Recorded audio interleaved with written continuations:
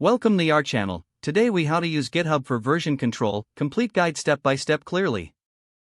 Begin by creating a GitHub account if you don't already have one. Visit github.com and click on sign up in the upper right corner.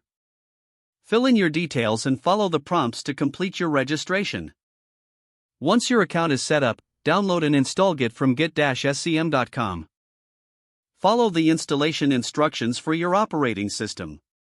After installation, open your terminal or command prompt. Type Git version to confirm that Git is installed correctly. Now, configure your Git username and email.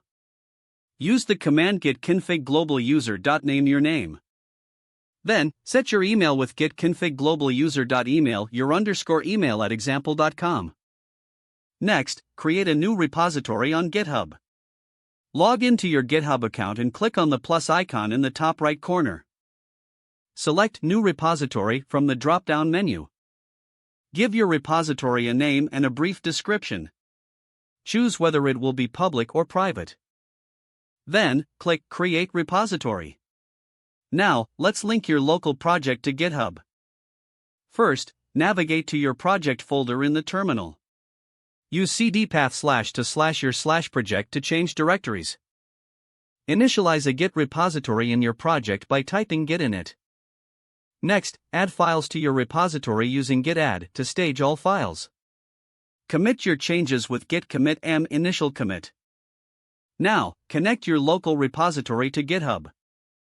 Use git remote add origin https://github.com/username/repository.git. Replace username and repository with your details. Push your local changes to GitHub with git push u origin main. You can also handle version control through branches. Create a new branch with git checkout b branch name. Make changes on this branch and use git add and git commit m your message to save them. Don't forget to like this video and subscribe to our channel for more step-by-step tech guides.